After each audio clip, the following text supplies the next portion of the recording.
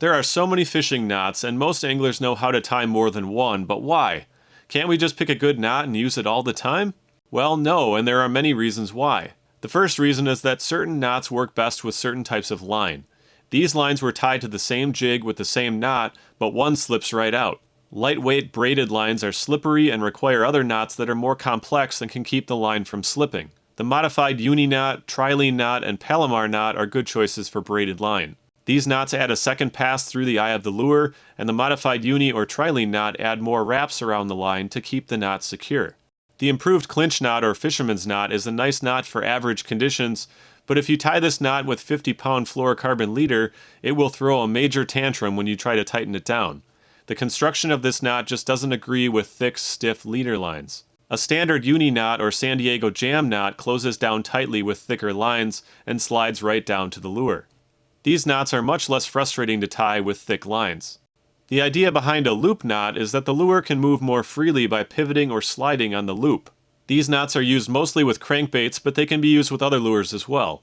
If you choose to use a loop knot, be sure to check the loop often because the line can get worn down as it slides through the lure eye over and over. From my experience, loop knots are not as strong or reliable as knots that sit tightly against the hook or lure. For more freedom of movement, you can also consider using a snap with a stronger knot. Another thing to consider is the direction that your knot's tag end faces when the knot is finished. If the tag end faces away from your lure, it's more likely to catch algae, duckweed, and other debris in the water. Even a very short tag end can catch a surprising amount of junk, and this can affect the appearance of your lure or even prevent the lure from working properly. When you use a knot to connect a main line to a leader, you need to think about several things. How well will the knot pass through your rod guides? Will the knot hold together with thin braided line? How difficult is it to tie? Line-to-line knots are by far the best way to attach a leader whenever you want a long leader or you'll be casting into vegetation or brush. A swivel can damage your guides or get stuck on plants or brush in the water. A simple knot like a blood knot, Albright knot, or a double uni knot is fast to tie, and it works well for medium to heavyweight lines, including braided lines.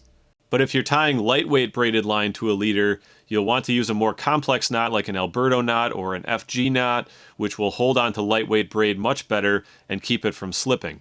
How easy a knot is to tie can change with cold weather, low light, rough conditions, or poor finger dexterity. One of the most important things to consider is finding a few knots that are easy for you to tie. There are many good knots for each application, so learn how to tie a bunch of them and pick the ones that work best for you. Good luck and thanks for watching. We'll catch you next time.